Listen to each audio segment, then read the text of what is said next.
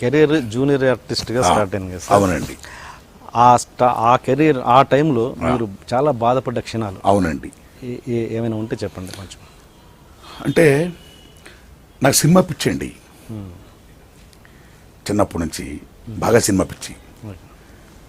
మాది తూర్పుగోదావరి జిల్లా రౌతులపూడి మండలం మల్లంపేట. నా పుట్టిన రౌతులపూడి అండి, మా తాతగారు ఊరు. అక్కడ వెంకటేశ్వర థియేటర్ ఉంది, శ్రీ వెంకటేశ్వర థియేటర్. ఇప్పుడు కొంత సార్ ఆ థియేటర్. నమో వెంకటేశ నమో తిరుమలేశ నమస్తే నమస్తే నమ అని ఆ భగవంతుడు పాట రాబడి, గణసాగర్ పాట రాబడికి చూసారు ఇంట్లో ఎలా లేచిపోయావు. అలా లేచిపోయి సార్ చిన్నప్పుడే దేవుడి దగ్గర పడేటువండి. ఏడుకొండలవాడ వెంకటరమణ గోవింద గోవింద పాట వచ్చిందండి మళ్ళా. సో చిన్నప్పటి నుంచి ఆ సినిమా నా పాట వింటూ ఒక పారవశ్యం.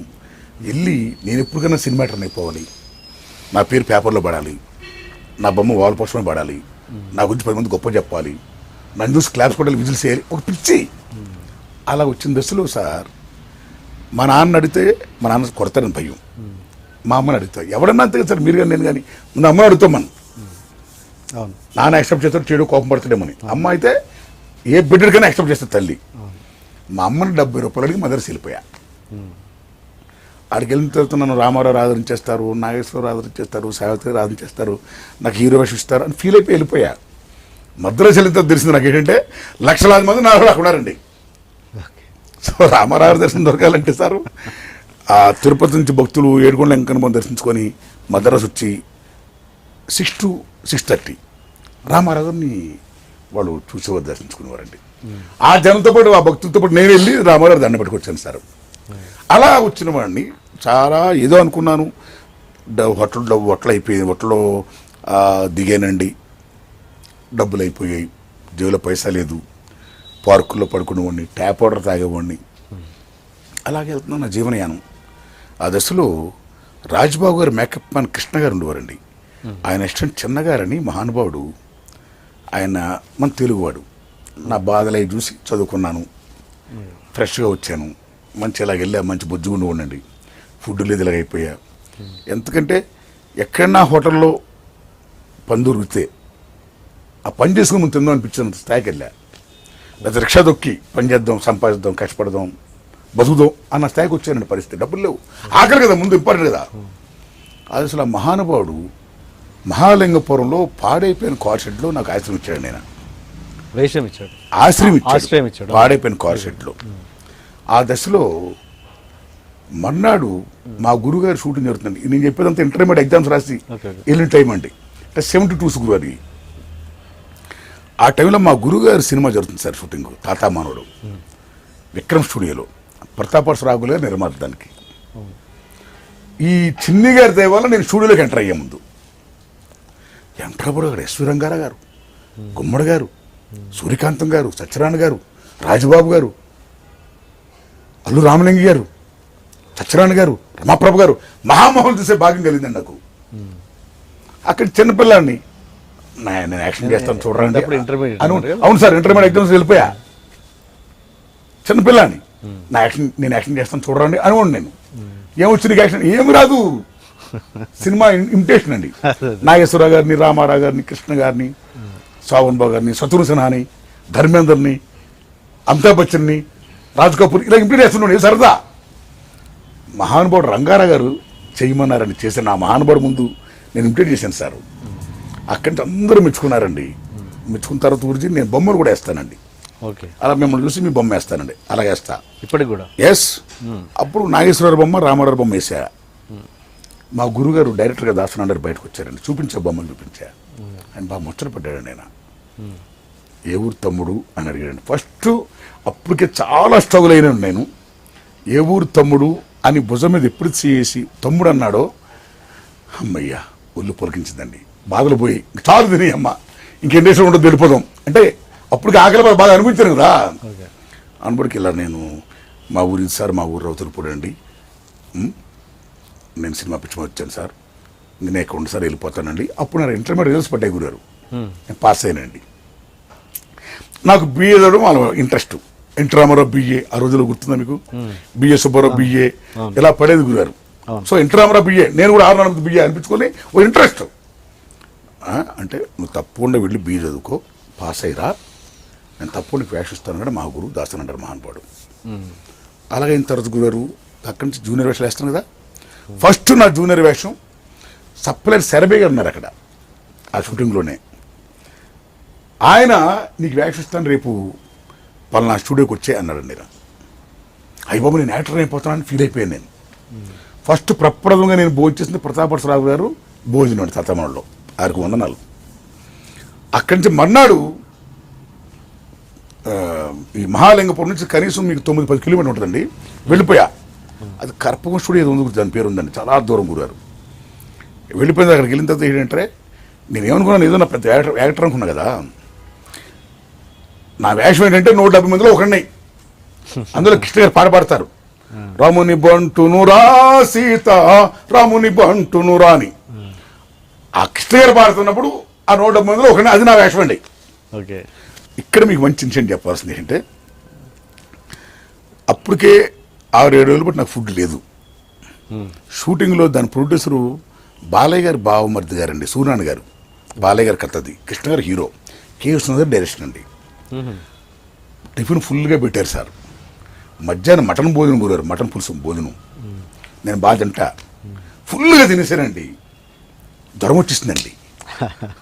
అంటే నాకు అర్థమైంది ఏంటంటే, చాలామంది నిరాశలు పడితే ముందు మీకు లిక్విడ్ ఇస్తారండి, లిక్విడ్ ఇస్తారు. అది నిమ్మరసం ద్రాక్ష ఏదో రసం ఇస్తారండి, ఘనపదార్థం కదా, డైజెస్ట్ చేయండి, దీనికోసం టైం పడుతుందా. నేను ఫుల్గా తినేయడం వల్ల ఏమైందంటే ఆకలితో 1 వారం రోజులు పెట్టి వస్తువులో జ్వరం వచ్చేస్తుంది బాగా. అప్పుడు ఆంజనేయం గుడి దగ్గర అలాగా నిద్రైపోయానండి, బాగా ఫుల్ ఫీవర్ గురారు. రెడ్డి తరుణ్ గారిని డైరెక్టర్ గారి పేరు వినే ఉంటారండి. వాళ్ళ నాన్నగారు రెడ్డి కాళిదాస్ గారు దాని ప్రొడక్షన్ మేనేజర్ అండి. ఆ మహానుభావుడు ట్యాబ్లెట్స్ ఇచ్చాడని తగ్గిందండి. ఆ తర్వాత ఒక 4-5 రోజులు ఆ వేషం 6-7 రోజులు అయింది సారు. జూనియర్ సప్లైర్ శరభయ్య గారు ఆయన ఇంటికి పిలిచి దోశలే పెట్టి 36 రూపాయలు ఇచ్చారండి. నేను ఇంకా రైలు ఎక్కి వచ్చేసాను, బిఏ చదువుకున్నాను సార్. మళ్ళీ బిఏ పాస్ అయ్యి మద్రాసు వెళ్ళాను సార్. అన్న మాట ప్రకారం మా గురువు గారు మహానుభావుడు నేడు సినిమాలో నాకు మెయిన్ క్యారెక్టర్ ఇచ్చాడండి. అది కృష్ణ గారు అబ్బాయి రమేష్ బాబు గారు అందులో హీరో. రెండో మెయిన్ క్యారెక్టర్ నేను సార్. దాని ప్రొడ్యూసర్ రామనేని సాంబశివరావు గారు, డాక్టర్ రామకోటేశ్వర గారు, మా గురువు గారు సినిమా. హ్యాట్సప్ టు మై గురువు. ఎందుకు ఆయనకి హ్యాట్సప్ చెప్తున్నానంటే సారు, నేను ఆయన ఇంటికి వెళ్ళి వేషం అడిగిన తర్వాత నీదే కులం, నీదే మతం, నీదే జాతి, మీ నాన్న ఎవరు ఏం అడగలేదు సార్. మహానుభావుడు నిజంగా ఆ రోజుల్లో మాలాంటి వాళ్ళకి వేషం అంటే అది మామూలు విషయం కదండి. ఏ అండా లేకుండా, అసలు నీ బ్యాక్గ్రౌండ్ ఏం తెలుసుకోకుండా, కేవలం నా జీల్ని ఆ దీన్ని దృష్టిలో పెట్టుకుని అన్నమాట ప్రకటించే హ్యాట్సప్ టు మై గురు అండి. ఆదరించి మహానుభావుడు వేషించాడైనా. అయితే గురుగారు ఇందాక మీరు అన్న జూన్ ఆర్టిస్ట్ ఇంకొక ఇన్సిడెంట్ ఏంటంటే గురుగారు, వాహిని స్టూడియో మీరు పేరు విని ఉంటారు మద్రాసులో. పక్కనే అది అది ఉడపడండి, పోలీస్ స్టేషన్ పక్కన ఒక పెద్ద సెంటరు. అక్కడ జూన్ ఆర్టిస్ట్ సప్లైర్ సూర్యనారాయణ గారు ఉండేవారండి. చాలామంది జూన్ ఆర్టిస్ట్ సప్లైర్లు ఉండేవారండి. అక్కడ మేమందరం వెళ్ళేవాళ్ళవి. మీకు కాచిగూడ సెంటరు, పంజాగూడ సెంటర్ దగ్గర మీకు పొద్దున్నే కూలి సోదరులు కనపడతారు, మేస్తులు ఉంటారు. ఇక మీరు వాళ్ళ జుబ్లీస్ వెళ్ళండి, మీరు ఫిల్మ్ నగర్ వెళ్ళండి, మీరు కాచిగూడ వెళ్ళండి, ఇలా ప్రమోషన్ ఉంటారు చూసారా. అలా మా జూనియర్ ఆర్టిస్ట్ అందరూ ఆయన దగ్గరికి వెళ్ళాం, సూర్యనారాయణ దగ్గరికి. ఆయన ఏం చెప్పారంటే, మీ 100 మంది వాహిని స్టూడియోకి వెళ్ళండి, మీ 100 మంది ప్రసాద్ స్టూడియోకి వెళ్ళండి, మీ 1000 మంది ఏఎంకి వెళ్ళండి, ఇలా చెప్తున్నాడు ఆయన. అలా మమ్మల్ని వాహిని స్టూడియోకి వెళ్ళమన్నారండి. ఓ 90 మంది జూనియర్ ఆర్టిస్టులు కింద కూర్చొని టిఫిన్ చేసాం సార్. బట్టలు ఇస్తున్నారండి. ఆ కాస్ట్యూమ్ సారు పోడుంగో పోడుంగో పోడుంగో అంటున్నారు సార్. వేసుకోండి వేసుకోండి వేసుకోండి అంటున్నారండి బట్టలు. ఆ బట్టలు బాగా ముక్కుపోయి చాలా బ్యాడ్ స్మెల్ వస్తున్నాయండి, ముక్కుపోయి వాసన. నేను అడిగానండి, సార్ ముక్కుపోయిన వాసన వచ్చింది, ఇది చాలా బ్యాడ్ స్మెల్ వస్తుంది సార్, కొన్ని మంచి డ్రెస్ ఉంటే ఇవ్వండి సార్ ప్లీజ్ అన్నానండి. உங்களுக்கு தெரியுமா அந்த డ్రెస్ యార్ పోటొచ్చో, ఎంజీఆర్ పోటొచ్చి పొడుగు అన్నాడండి. నా నీకు తెలుసా వేషం ఎవరు వేసుకున్నదో? ఎంజీఆర్ వేసుకున్నది, వేసుకో అన్నాడండి. నా అమ్మ ఎంజీఆర్ వేసుకున్నదా? వేసుకున్నా సార్ బడబడ హ్యాపీగా. ఎంజీఆర్ అంటే అది మామూలు విషయం కదా, మామూలు సూపర్ స్టార్ కదా అదైనా. అక్కడి నుంచి ఎంజీఆర్ అయిపోతే ఫీలింగు వేసుకున్నా సార్. అది మంచి ఘటన. అలాంటిది నాకు మీరు నమ్మండి, మెగాస్టార్ చిరంజీవి గారు నన్ను 2-3 దఫాలు కనపడినప్పుడు నీకెంటయ్యా మినీ ఎంజీఆర్ అంటాడు నేను. అది ఆనందం గురుగారు. అప్పుడు ఆ వేళ ఆ మహానుభావుడు కాస్ట్యూమ్ అని ఇప్పుడు నాకు గుర్తొస్తారండి. ఇంకోటి ధైర్యమో అంత డ్రెస్ ఆడిపోవచ్చు, ఎంజీఆర్ పోటచ్చు పొడుగు అంటే ఆ డ్రెస్ వేసుకున్నాను, ఎంజీఆర్ లాగా అవ్వాలి అనుకున్నాను. చిరంజీవి అంటే మెగాస్టార్ నన్ను నీకేంటయ్యా మినీ ఎంజీఆర్ అంటాడు ఆయన. అలాగే అక్కడ ఎంజీఆర్ నన్ను అంటారండి, తెలుగు ఫిల్మ్ ఎన్టీ రామారావు గారు నన్ను అంటారండి, మళ్ళీ నన్ను అంటారు సార్. ఇంతకంటే ఏం కావాలి సార్? అది సార్. నరసింహ గారు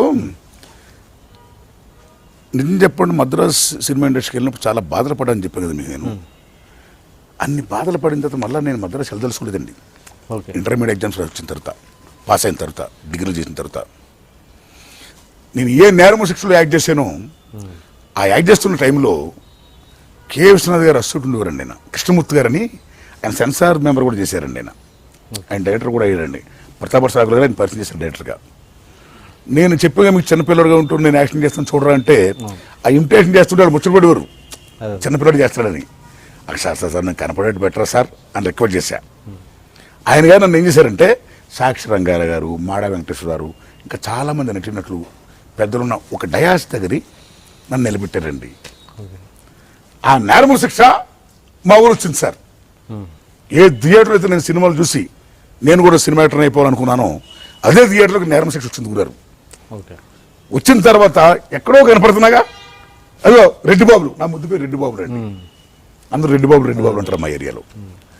అదో రెడ్డి బాబులు సినిమాలు యాక్ట్ చేశాడంటే అది పెద్ద కొమోషన్ అయిపోయింది. అది ఆ రోజుల్లో మా ఏరియా నుంచి ఓ సినిమా యాక్టర్ అవ్వడానికి చాలా గొప్ప కదా వాళ్ళకి, మా వాళ్ళందరికీ. బళ్ళు ఓ కడేసారని చూసేస్తున్నారు ప్రేమగా. నన్ను చూసి ఆ చిన్న కనపడుతుంది, దానికి విజిల్స్ ఆనందం.